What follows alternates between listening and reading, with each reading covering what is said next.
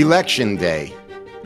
Alexander Hamilton recognized the potential harm to the minorities' rights when he stated, "Democracy is like two wolves and a lamb voting on what to eat for lunch, but a republic is a well-armed lamb contesting the vote." The Electoral College remains an important aspect of the American Republic as it was instituted to protect the minority and ensure that everyone's opinion could be heard. A balancing of power. Yes, the integrity of America's election process is critical, and yet there are so many ways it can be breached. The American people get to choose. Sometimes they go this way, sometimes they go that way. And our politics is becoming gangsterized. And my own case is a little bit of a window into that. Dinesh D'Souza is one of the preeminent minds surrounding election fraud, voter fraud, and related challenges to the 2024 election. Dinesh D'Souza is a #1 New York Times best-selling author and award-winning filmmaker. An immigrant, Dinesh came to the United States in 1978 as an exchange student, eventually attended Dartmouth College, served as a domestic policy analyst at the Reagan White House, and as a scholar at think tanks such as the American Enterprise Institute and the Hoover Institution at Stanford. I think many times we get rights through this difficult process of negotiation and not through just some epiphany that goes, this is a wonderful right that we should defend in principle for everybody. Dinesh, thank you for taking the time to join me on this episode of Some Future Day.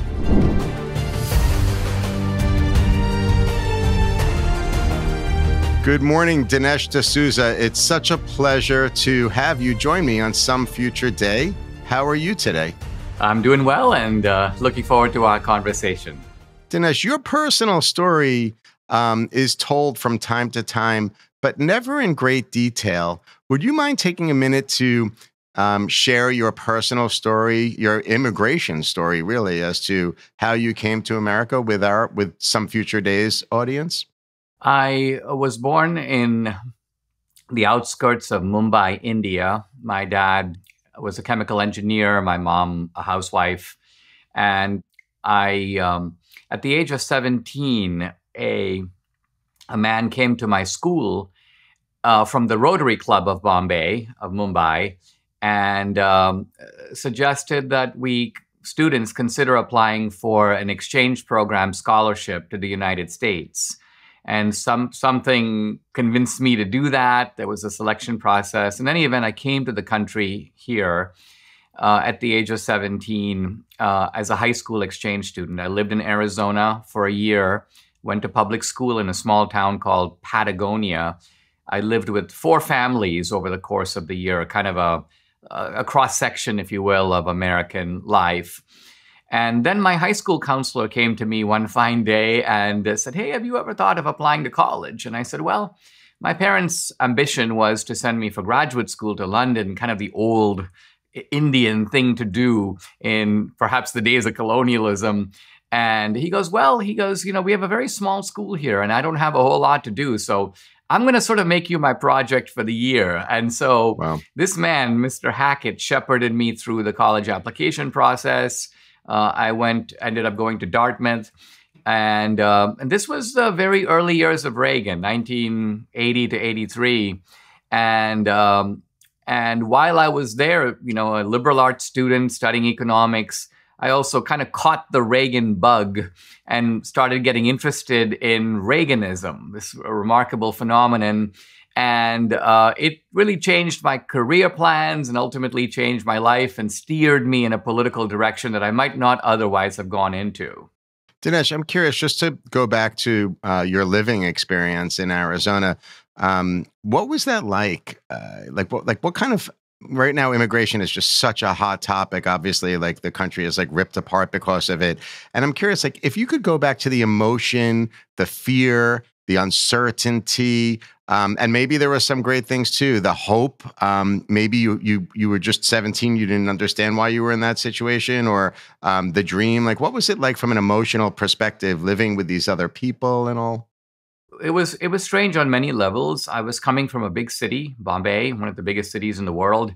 I was in a town of 1,000 people, and my high school senior class had 32. Wow. So it was a transformation in that sense. I lived with a pastor, then I lived with the postmaster of the town, then a rancher, and finally a couple, both of whom were school teachers. So a very interesting mix of people. I think in retrospect, very good for me.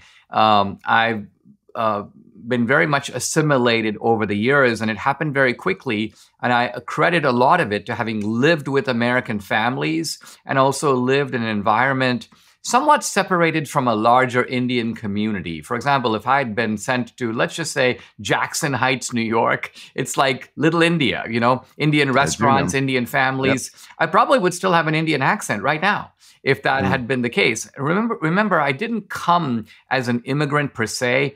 In theory, I'd come for 1 year as an exchange student. In fact, my Right. family never came with me. And to this day, no family members have followed in my path. They're still back in India. So my Wow. experience is unusual. Most Indians who are here have come as families. The parents have relocated, brought the kids, and so on. But in my case, I came for a year. I then extended it for 4 years to get under a student visa. And only after I graduated from Dartmouth, I was like, I'm very interested in this country and what it represents. I want to be part of its politics. So I then applied for a green card, which took me some years to get. And then I was naturalized. So think about it. I came in 1978. In 1991, I took the fabled oath of citizenship and became a US citizen. Taking that oath, was that important to you? And do you think it's an important part of being an American? It's important in a ritualistic sense. It cements something that has to happen above and beyond the oath. In other words, interestingly, the oath is like any important ritual and enactment. The oath by itself doesn't do anything. Ideally, you have made a sort of emotional and maybe even spiritual transformation into, quote, becoming an American. And the oath is a kind of affirmation of that. A little bit like, when you get married and say, I do. Hopefully, you Yeah. already love the person, you're committed to a life with them. And the I do is simply the sort of final affirmation of a commitment that's already made. Just talking about the evolution of your career. So you come out of Dartmouth, and it takes a while until you hit that 1991 mark, and you take that naturalization oath. So where were you career-wise? I'm curious, like where you started, and then how you ended up with this vertical that you're building, specifically as it relates to being a creator, a media maker. I graduated in 1983. I did a program in political philosophy that summer. And then I took a job with an alumni group at Princeton University, editing a magazine called Prospect Magazine. Interestingly, Samuel Alito, now on the Supreme Court, was one Oh, of the subscribers to that magazine and involved with that organization to a degree. In 1985, I came to Washington, D.C. to work as the managing editor of a conservative political quarterly, a scholarly magazine called Policy Review. I did that for 2 years. Some articles I wrote. I was very prolific in those days. I was writing in the Washington Post, New York Times, lots of other places. And it came to the attention of the Reagan White House. And I was invited to come in and talk to them in the White House mess. And right there on the spot, they offered me a job. And I said, wow. guys, I can't really work here. I'm not a US citizen. And I remember the men all looked at each other, and one of them kind of jokingly said, well, are you a Reaganite? And I was like, well, yeah. And they were like, all right, we'll figure it out. Sure enough, they did. And so amazingly, even though I was a policy analyst in the Reagan White House, at that time, I was on the pathway to citizenship, but I wasn't yet a US citizen. That's so interesting. So did you have the chance to meet President Reagan? Did you spend some time with him? Only in the most cursory way. I mean, I was in my mid-20s, and Hmm. so I got to stand in the back of the room and watch Reagan on the big table with the senior staff. But I was basically observing and taking notes. So I wasn't participating in the meeting, but it was for me a wonderful window into government at the highest level. And since I haven't been back in government since those days, it was an important little segment of my life. Now, my career really began after I left the Reagan White House. I was offered a fellowship, a scholar at the American Enterprise Institute, and I began my first book, which was Illiberal Education. It's actually the book that didn't coin but made famous the term political correctness. And the book was a huge bestseller in 1991. It came right on the heels of another important book by Alan Bloom called The Closing of the American Mind. And Alan Bloom's book and my book sort of defined the public critique of political correctness in that era.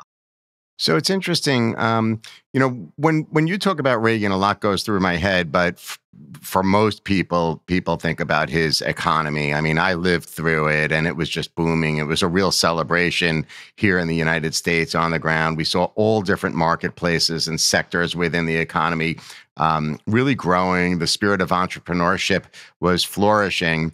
But for me, the godfather of capitalism is Alexander Hamilton. We need to go all the way back, right, to the beginning. I think he really triggered, his philosophy really triggered in many ways the spirit of American ingenuity and entrepreneurship. And I think, honestly, like if he didn't have that position early on during the founding of our nation, we might not be as capitalistic as we are today.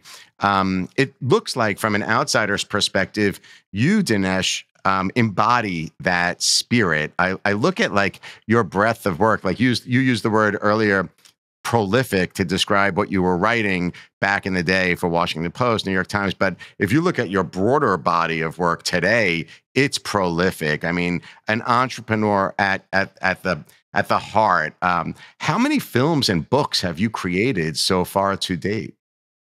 I've lost a little bit of count on the books. I'm at about 15 on the books, and I've done almost all my books are in one way or another a meditation or interpretation of the meaning of America.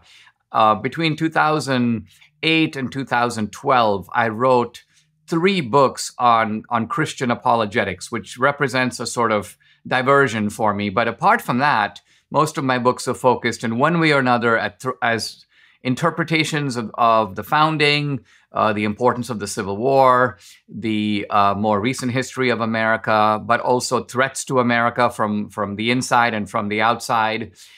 So that's been my unifying topic, if you will. I was, even though you described me as an entrepreneur, I never saw myself that way. My parents were, salaried career guys. My dad, as I say, was an engineer all his life. In fact, he worked for the same company pretty much his entire life.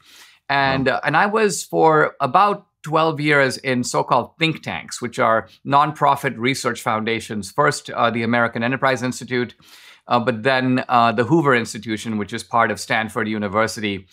This is when I lived in California in the early 2000s.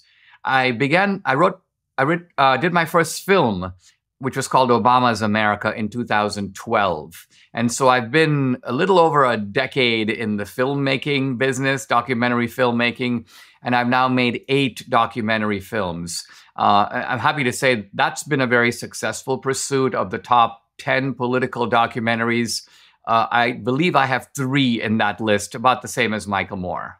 Congratulations. That's really, truly remarkable. I know how difficult it is to create a film. There are so many moving parts, starting not just with the creative idea, but the financing. So how do you put together the financing, if you don't mind me asking? How do you structure the financing for these films? It's much easier for me now than it was in the beginning, but I'll tell you, at the beginning, what happened was I had written a book on Obama called The Roots of Obama's Rage. I published an excerpt of it as the cover story in Forbes magazine, and it came to the attention of a fellow, Joe Ricketts, who is the founder of Ameritrade, TD Ameritrade, now Ameritrade Bank.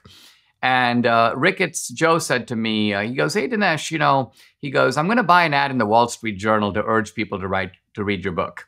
And I said, "Joe, don't do that. That's like $100,000 to do that. And I'll sell 200 books. It's not going to be worth it." But he ignored me and he did that. And afterwards he said, how'd I do? And I go, "Well, you helped me sell 200 books.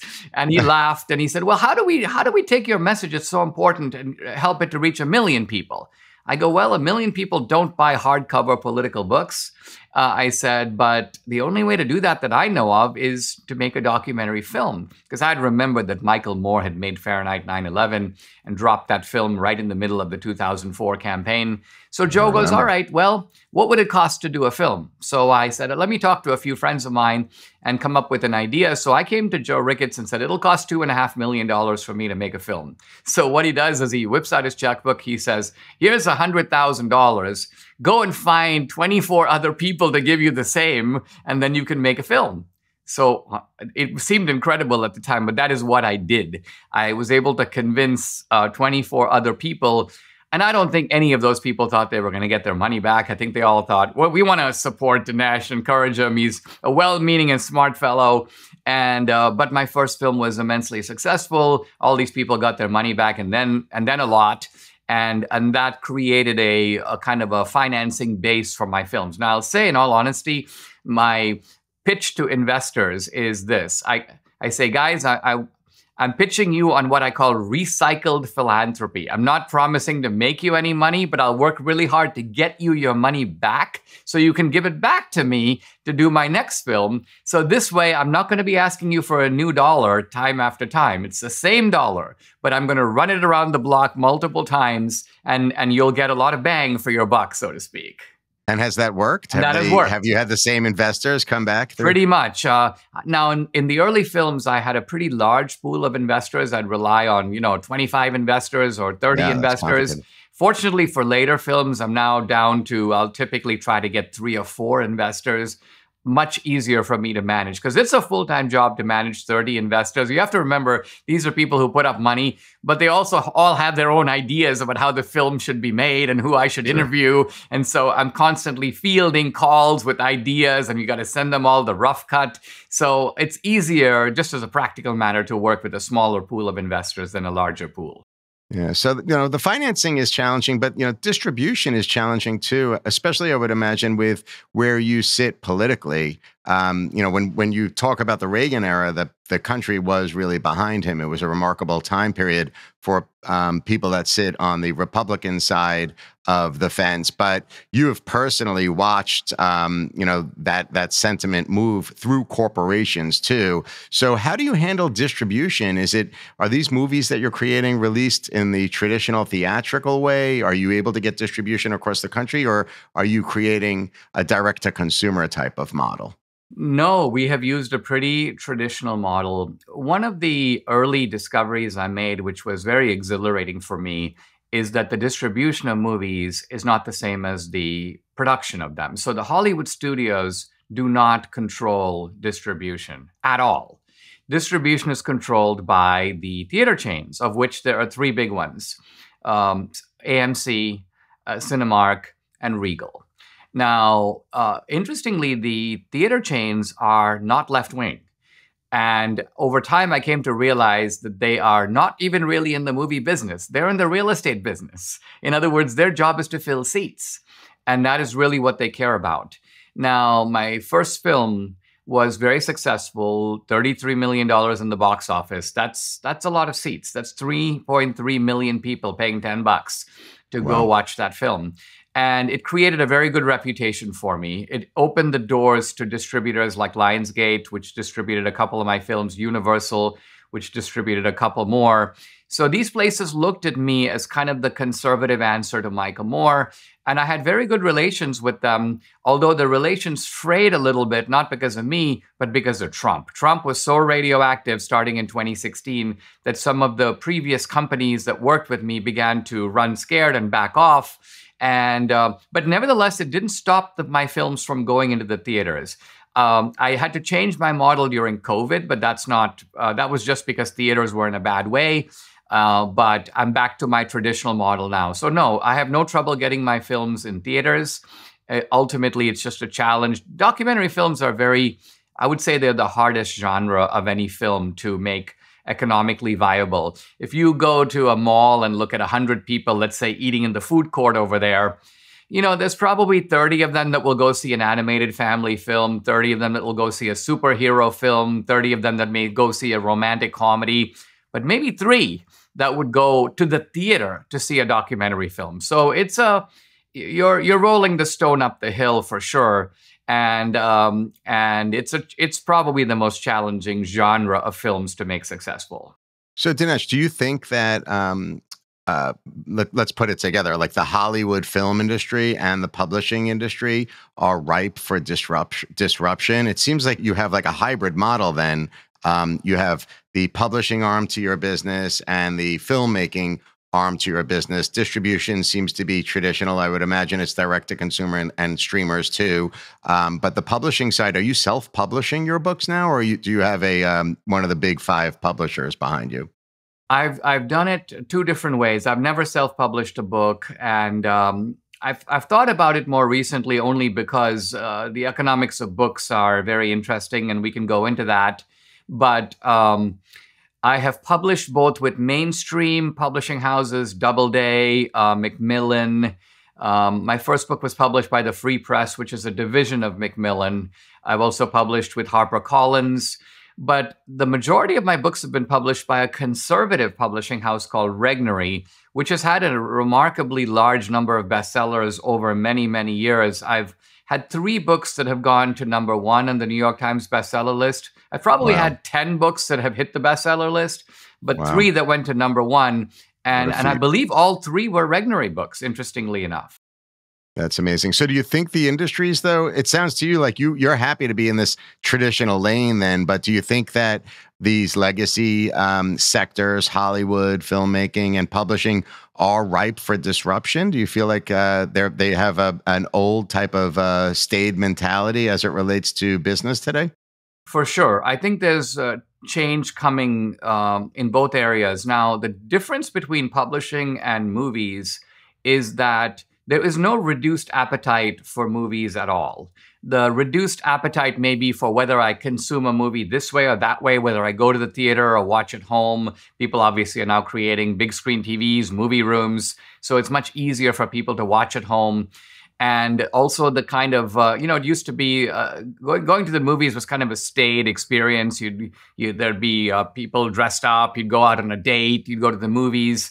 Now you have a lot of sort of young, rowdy kids in the theater. So a lot of older people are like, I'm not going to go to the theater. So this is all changing consumer habits. With books, I think the crisis is more serious, which is that fewer people are reading. The book is now becoming increasingly, I think, a little bit of a status symbol. I like Dinesh's podcast. I like his movies, but I'm going to get his book, not necessarily going to read it cover to cover.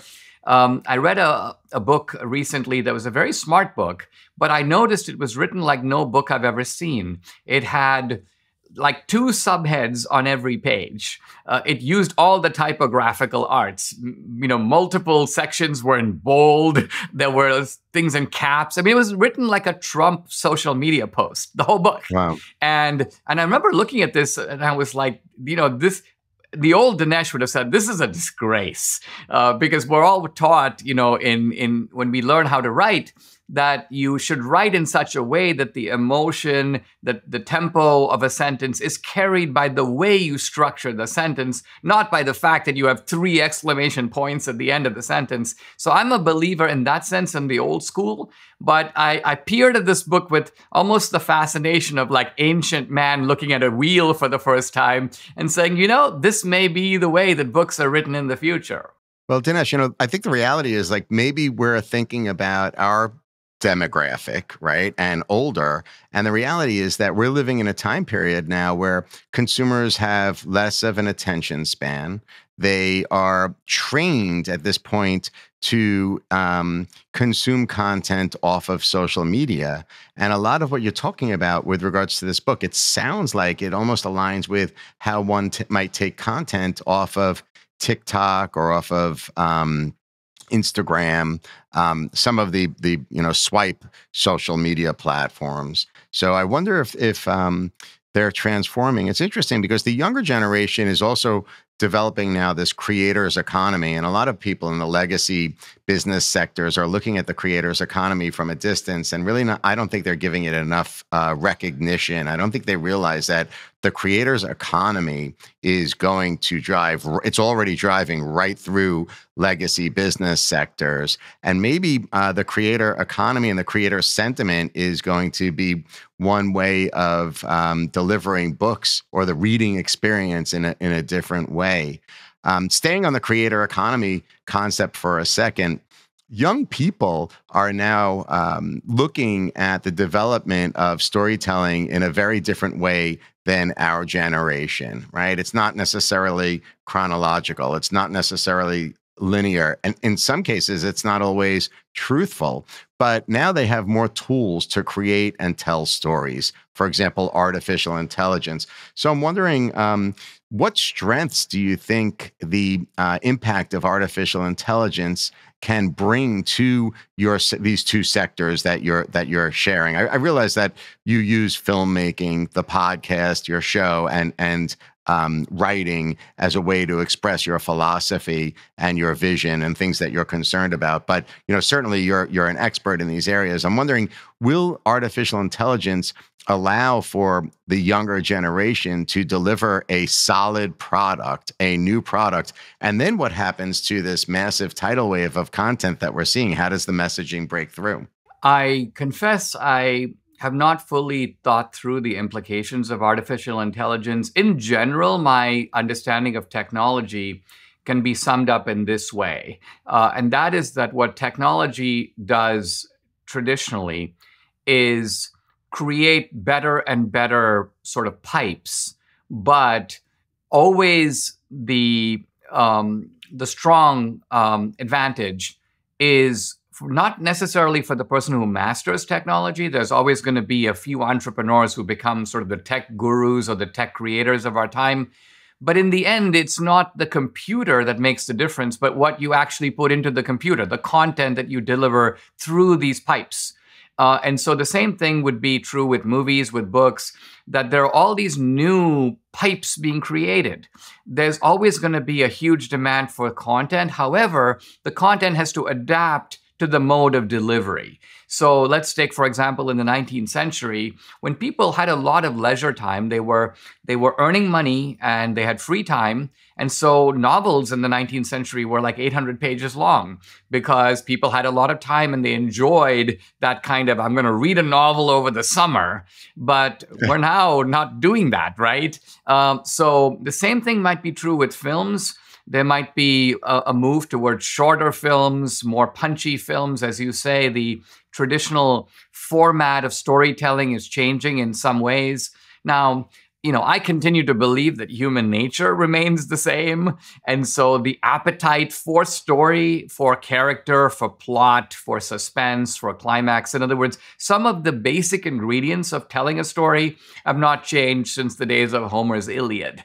And perhaps won't change unless somehow technology can change human nature itself, which, by the way, is not entirely out of the question, but I don't think anywhere on the near horizon. I'm talking about things like extending human life to 300 years or somehow being able to change the wiring of our brains. We're not close to being there yet.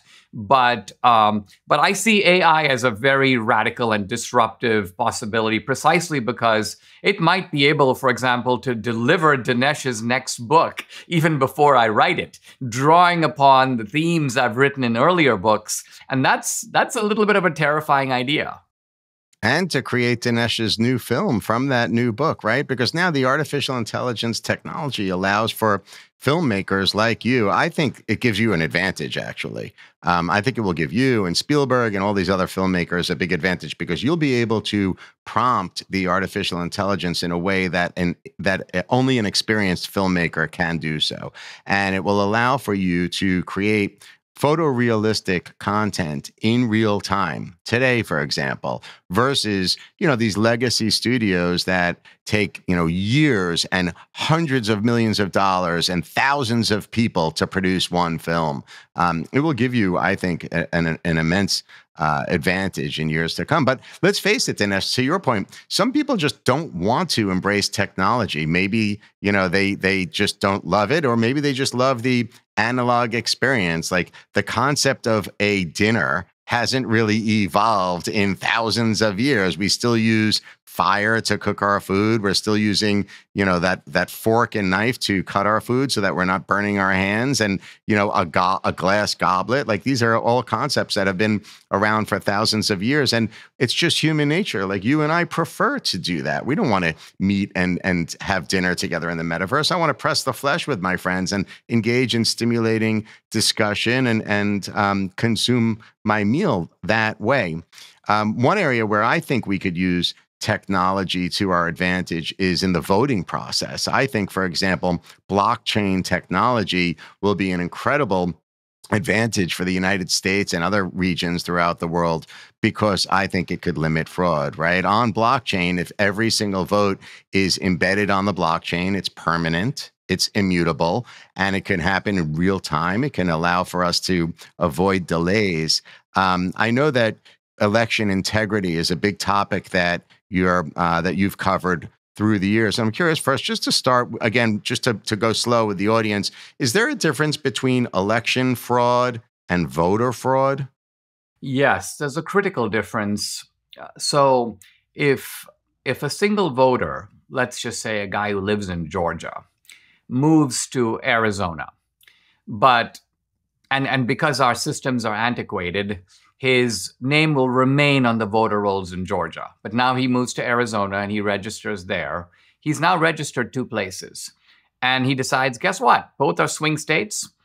I'm going to vote for Kamala Harris in both Arizona and Georgia. That's voter fraud. He's not allowed to do that. Could be, in theory, prosecuted, although it's very rare for that to happen. But that's not going to tip the election either in Arizona or in Georgia. However, so voter fraud is episodic. It's the individual voter somehow gaming the system. Election fraud is coordinated. And election fraud is the concern because election fraud is aimed at delivering, in general, large numbers of votes, sometimes in a single state, but otherwise across a bunch of states, in order to tip the election. That is its objective, and it's organized to that purpose. Election fraud has been occurring in our country at various levels for a long time.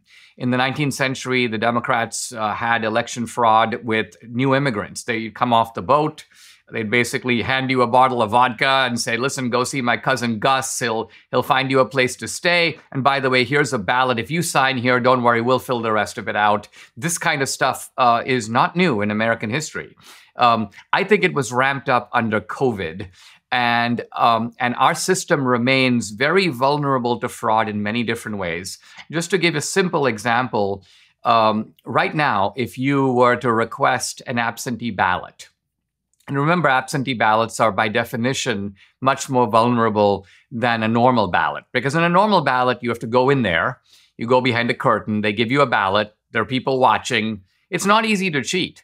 And if you were to say to the guy in the counter and said, hey, listen, I got something really urgent. I got to go run an errand for 3 hours. Let me take my ballot with me. I'll bring it back all filled out and give it to you. They'd be like, you can't do that. But that's basically what absentee ballots are. They mail you a ballot. Now, here's the point. When you get a ballot in the mail, you open it up and you look at it, you'll notice that it doesn't have a watermark and it doesn't have any identification number. It is just printing on a piece of paper, a certain type of bonded paper. And that's your ballot. So right away, you can see that a ballot inherently has much less security than, let's say, a $20 bill. Because that ballot can be manipulated, counterfeited quite easily, and there's no built-in checking mechanism. For example, the only checking mechanism is a kind of signature verification, which in practice is meaningless. Untrained people operating within a space of a second or two look at the signature on the envelope. Then they look at a signature on a computer, which is very often your application for that ballot, and they just look to see if there's a rough match, and then they go to the next ballot. So this is the extent of the integrity of our system, and absentee ballots are now a big part of it. So it's a very vulnerable system, and a lot needs to be done to fix it. Is that a serious concern of yours for the 2024 election? The type of election fraud depicted in one of my earlier films called 2000 Mules, which came out in 2022 and was an examination of the 2020 election, it used both cell phone geo-tracking and surveillance data to monitor fraud in 2020. By the way, two very reliable technologies that both have the ability to kind of take you back to what happened on the ground in the days leading up to the 2020 election. I think that particular type of election fraud depicted in that film would be difficult to replicate now. It involved sort of mules or vote traffickers going to ballot boxes, mail-in drop boxes, in the middle of the night, typically with backpacks full of ballots, sometimes wearing latex gloves, habitually taking photos of the ballots going into the box.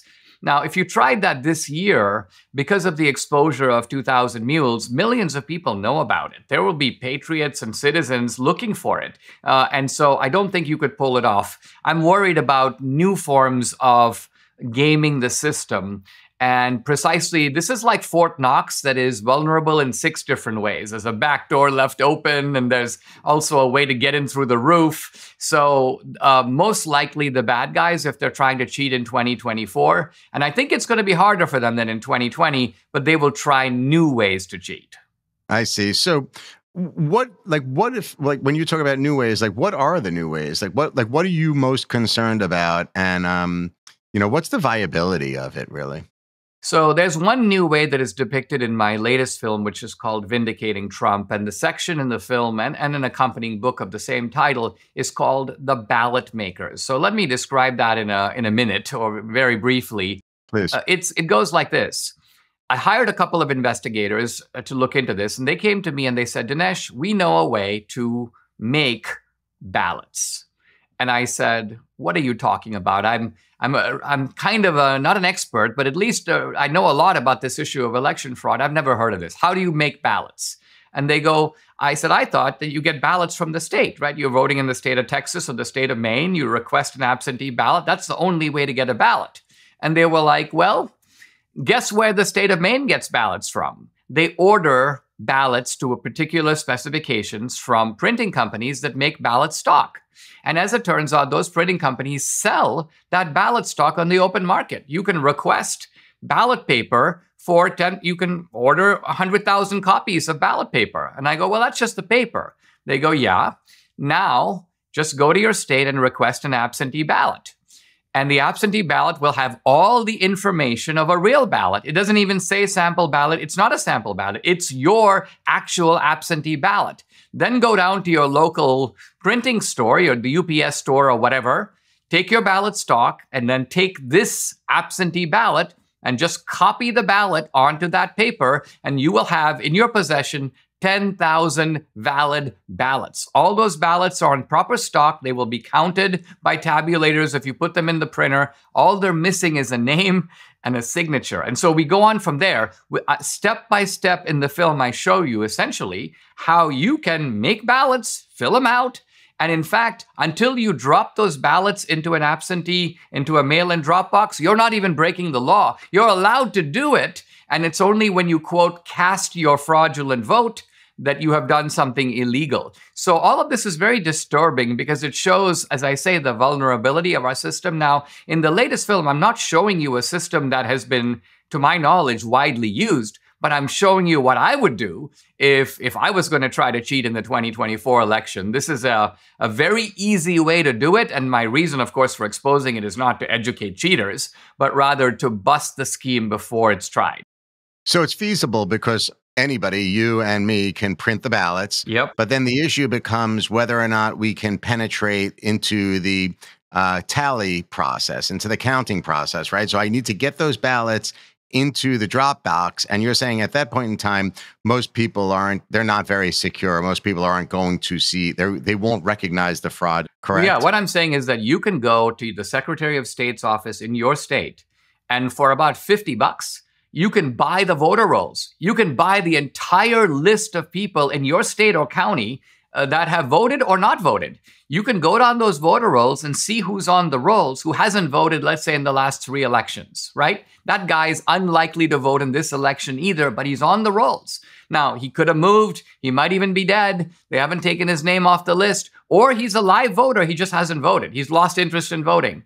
What you can do is now take that guy, fill out his name onto this ballot that you've made, scrawl his signature, just do a scrawl, and then take that ballot and if you cast it, there's a 99% chance that that will be counted as a valid vote. There is no built-in system for saying, wait a minute, this guy's on the voter rolls, but this is not that guy. We have no system in place to detect that as a fraudulent vote, as it surely would be. Dinesh, I have a legal degree. I was admitted to the bar in New York, New Jersey, and waived into DC. And I have to tell you, I do not remember ever learning anything about the fact that any average person, any citizen can have access to an entire state's voting roll. Where did that come from? This is the first time I'm hearing it, admittedly. Just go into Google and ask, how do I get the voter rolls from my county? Type in the name of your county. I do not know of a single place in the country where you cannot do that. And I know of innumerable places where you can. It's part of what is made available to citizens. You can go and get the list of the voter rolls of people who have voted and not voted. That's made available as basically on public request for a nominal fee. So this underscores my point with regards to the need for emerging technology. I mean, blockchain technology would be a great way to defeat that issue. There's no doubt about it. Dinesh, in practicality, though, I just heard a mayor from Arizona talking about the fact that he believes the Arizona ballots won't be counted, and Arizona will not be ready to provide their results until 2 days after Election Day. So I would imagine that the additional time could create confusing situations of the nature that you're talking about, more fraud. What do you predict will happen in the days and weeks following Election Day? I'm not sure. I will say that the reason that this is disturbing, this whole it's going to take 5 days or it's going to take 6 days, is because by the end of Election Day, you know exactly how many votes you need to tip the election. So what that means is that you can now discover that, hey, listen, because if you had to guess at the beginning, you have no idea, right? If you want to, let's just say, do fraud and win the state of Georgia, you have no idea what the margin is going to be. You have no idea. It turns out in 2020, the margin was 12,000 votes. So let's say you say, okay, well, I'm gonna cheat 20,000 votes. That may not be enough. That's actually a very small margin. And if Georgia goes by 100,000 votes, let's say for Trump, well, your cheating is to no avail. The 20,000 votes didn't make a difference. So you don't know. But if for some reason a state goes, we're gonna take absentee ballots and overseas ballots 3 days after the election, then you know exactly what's needed. And so this is very troubling because there's no need for it. There should be no reason you can't count these votes beforehand. Every other country, or at least lots of countries, are able to do it. Large countries like India, which just had an election, a lot more voters. Nevertheless, election results are delivered by the end of the night. So it's a troubling sign that an advanced democracy like ours cannot deliver those results. Now, I think Republicans and Democrats differ psychologically in this election in this way. Republicans, if you tell Republicans you lost an election fair and square, Republicans by and large will be begrudgingly, well, okay, we don't like Kamala Harris, but you know what? She made it over the finish line. We're just going to have to dust off and do better next time. Democrats will freak out even if they think Trump won legitimately. They're not freaking out because Trump stole the election. They're freaking out because it's Trump, and they don't want to accept that result. So I'm worried about a little bit of civic unrest following the election. But as I say, the civic unrest will not come from Republicans. Republicans will not say Kamala Harris won fair and square, and therefore we're going to riot. But it's quite possible the Democrats will say Trump won fair and square, and that's all the more reason why we're going to riot.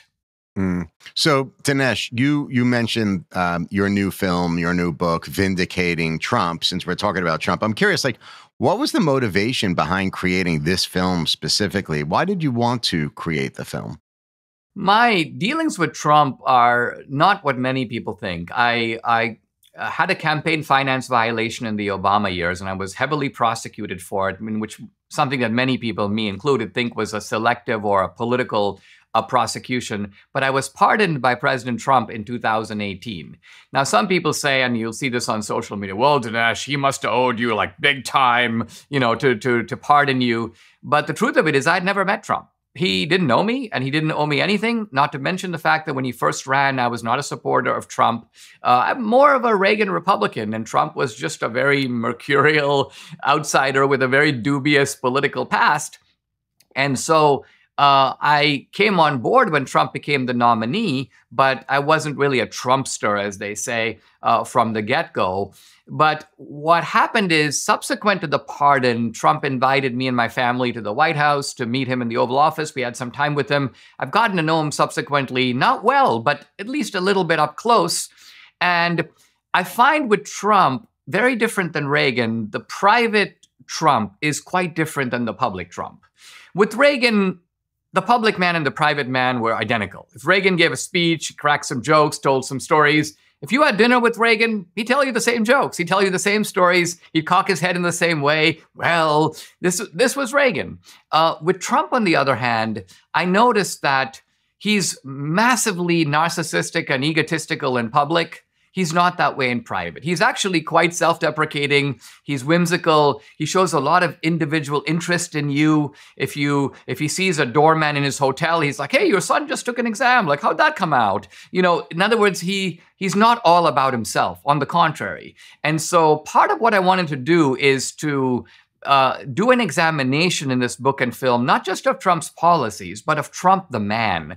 I think Trump is highly interesting because I've never seen anyone in public life who inspires such intensely opposite reactions, both of affection and of loathing. I mean, there's one group of Americans that would, I think, honestly take a bullet for this guy, and there's another group of Americans that will cheer, maybe silently cheer, but cheer nevertheless, if someone tried to put a bullet in him. And I think historically, you'd have to go back to Lincoln to find a figure that inspired such radically opposed reactions. And even with Lincoln, and I make this point in the book, with Lincoln, the division was not over the man. It was over the issues, slavery, the extension of slavery.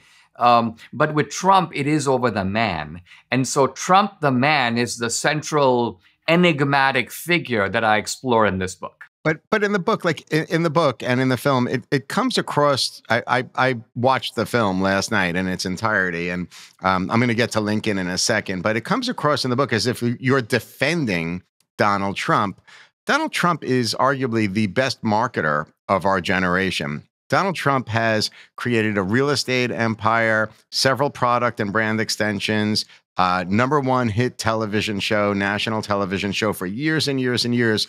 I think he's by far the best marketer that our generation has ever seen. Why does he need Dinesh D'Souza to support him, to defend him, to vindicate him? The reason is that it's really twofold. One is that Trump, oddly enough, has a manly aversion to showing his private side. He has a manly aversion to showing his feelings and also to showing his inner mind. You might have seen Dr. Phil's interview with him, which is a classic case of a psychologist trying to put Trump on the couch. You know, the assassination, how did it make you feel? And you can just see the visible discomfort on Trump's face. He does not want to go there. In fact, he runs away from those types of questions. The challenge for me was to bring out that side of Trump. The other thing is there are Republicans who are absolutely, and moderates, who are immunized against Trump. They will say things like, you know, I don't like the guy, but I like his policies. Or he has a horrible character, but he did a good job the last time around. Or he needs to learn to shut his mouth. Dinesh, tell him to stop tweeting. Things like this. Now, these are people who Trump cannot sway. The moment they see Trump, they start twitching and they respond with hostility. So it's my job to come in and to essentially say, all right, you're really making a critique of Trump's character. You wish that Trump had, let's say, your character, and you think he would be a much better man and a much better leader. So I go, all right, well, let's look at that. Let's look at your case against Trump. You say that Trump is a bully, and he is. But whom does he bully? Who is he a bully of? By and large, as far as I can see, he bullies other bullies. He bullies other powerful people who are in their own way trying to impose their will on the American people. I've never seen Trump bully someone who's beneath him. Have you seen him ever bully like a cab driver or a waiter? Never. So what I do is I bring a sort of apologetic, if you will, to make the case for Trump. And then I'll talk about virtues, and I'll say, we never talk about Trump's virtues. We always talk about his vices. He used to be a playboy, and he lies all the time. Well, let's look at his virtues. What is the supreme virtue required in American politics today? I would say it's the virtue of courage, which Aristotle lists as the topmost of all the virtues. In fact, Aristotle says it is the only virtue that matters because without courage, you can't even do all the other virtues. Courage gives you the strength to do those. So then I ask you, who has the most courage of anybody in American public life today? Almost without a doubt, Trump.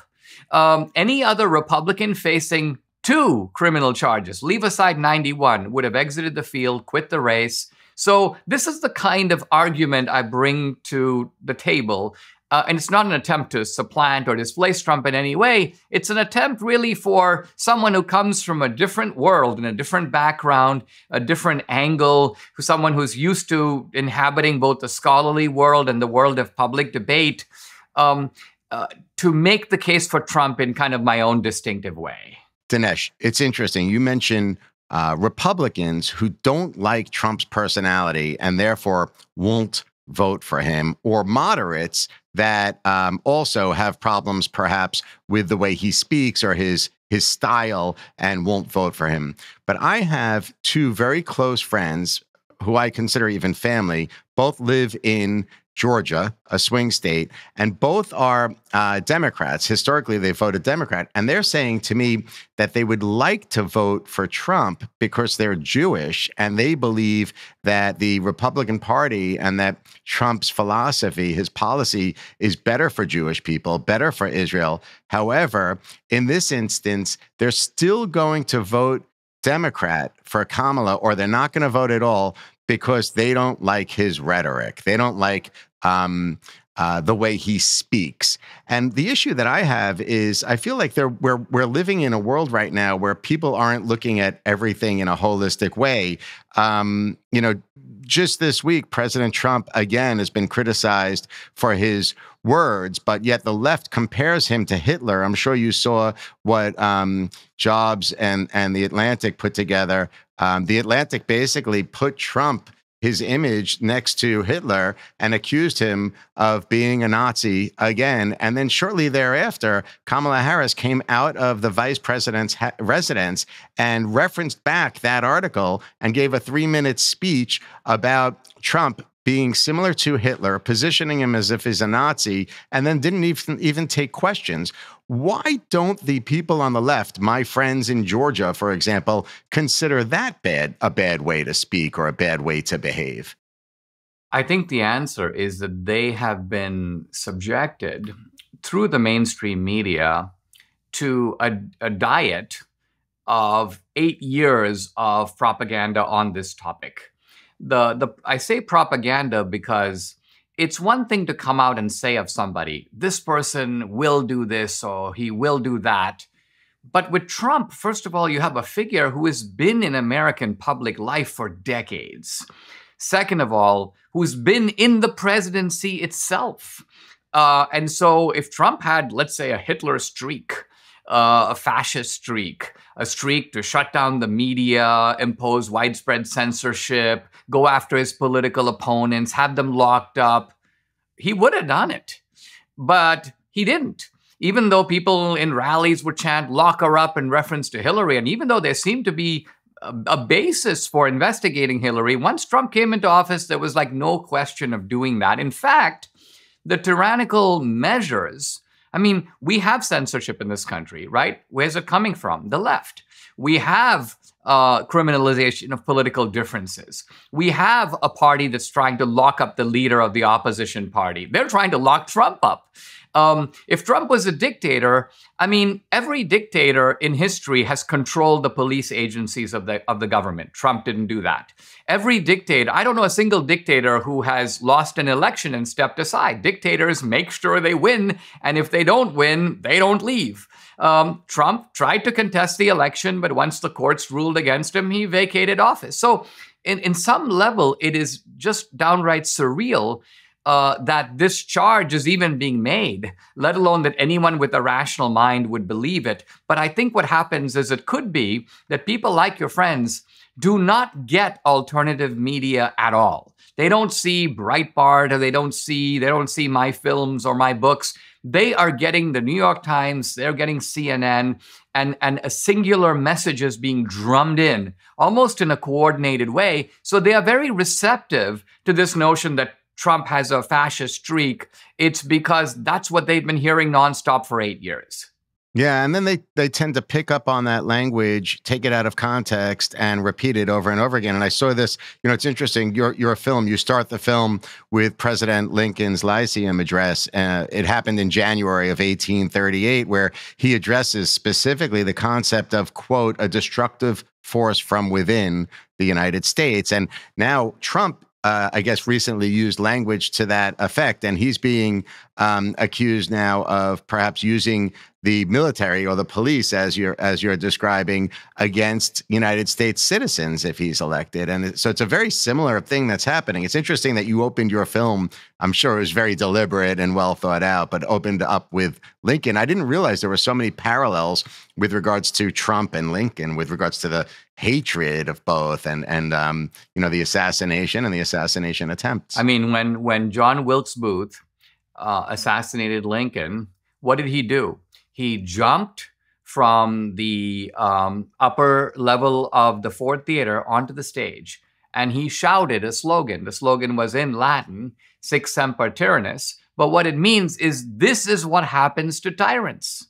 So think of what John Wilkes Booth was saying. He was saying Lincoln is a Caesar. Lincoln is a tyrant, and he is rightfully assassinated. I am a hero for having assassinated him. And I'm pretty sure that the two guys who wanted to get rid of Trump sort of thought the same thing. They thought, I'll be a hero if I can take this guy out. Now, why did they think that? Because of years of the poisoning of the atmosphere. Because think about it this way. If Trump is indeed Hitler circa 1933, is it not a good thing for someone to assassinate such a person? Wouldn't it have been a great thing if Hitler had been taken out in 1933? Wouldn't the world have been spared a whole lot of pain? So the Democrats are quite consciously engaging and promulgating this sort of rhetoric, and as you notice, right up to the point of the election. And this is the intellectual fuel from which you get assassination attempts, civic unrest, those kinds of things. They're the ones playing with fire. I don't disagree with you, Dinesh. And I have to be honest, I was shocked as a Jewish person to see Kamala come out of the vice president's residence and give this speech and basically invoke Hitler, the spirit of Nazism, against the opposition. It was really remarkable to me. It's almost like the Democrats are okay with marginalizing the impact of Hitler as it related to the Holocaust. They're using it for almost marketing purposes. It's incredible to me. As you notice, and it's a very subtle point you're making, the effect of comparing, let's just say, Hitler to Trump is one way of looking at it is Trump is as bad as Hitler, right? But think of it another way. Hitler was no worse than Trump. Right? Because an equation has to cut on both sides of the equation. Right. So there's an effort here where someone goes, well, Trump was pretty good. I like the Trump economy. The guy's hilarious. He's a comedian. Might think, well, maybe Hitler wasn't that bad. So there's something very two-edged about making this kind of extravagant and I would say irresponsible analogy. The Democrats who make it, though, don't care about that part of it. They're like, anything we can do to smear this guy is going to be a good thing for the country.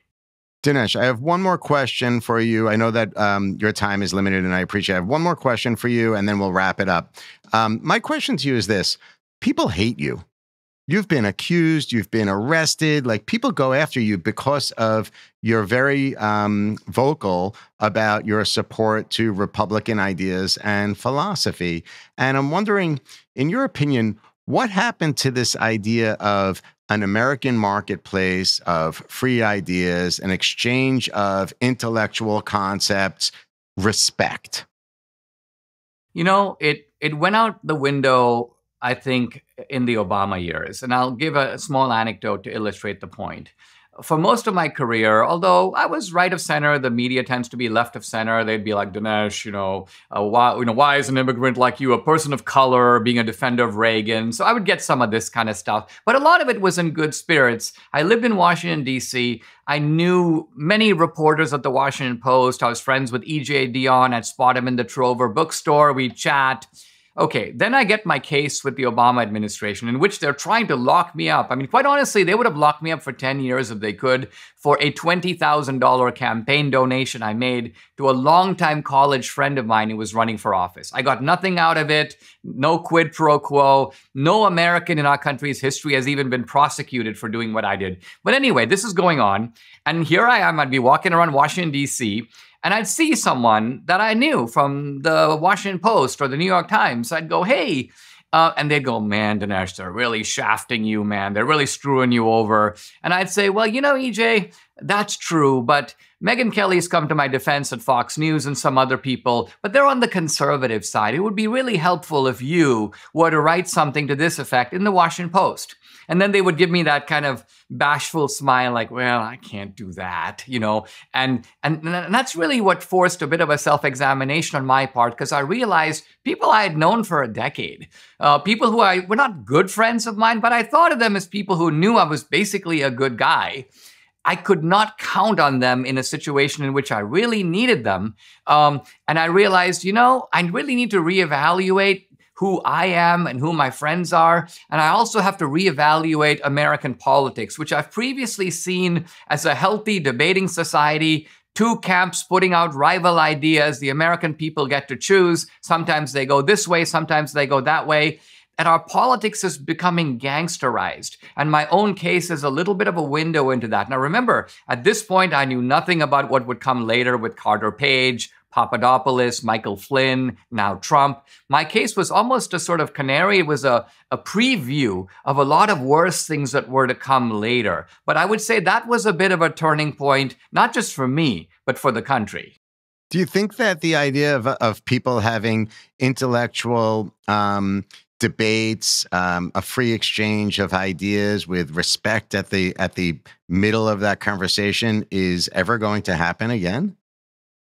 I'm hopeful that it can be restored, but I also think that the way for it to be restored is for the left to realize that the same things that they do can happen to them. So in other words, right now they think that the only people who are going to get censored in social media are conservatives. And that's why they love this idea. Let's just pick all the ideas we don't like, label them misinformation or disinformation, and then get all the people who promulgate those ideas thrown off of YouTube, thrown off of Google, thrown off of Facebook. They love this because it's like they get to win without having to play. If Mark Zuckerberg were to even-handedly start banning people on the left and the right, suddenly the left would become major champions of free speech. They'd be quoting John Stuart Mill. They'd be invoking the First Amendment. So I'm hoping that when the pain is felt on both sides, there is a recognition. Let me make a point here, and maybe we can close on this.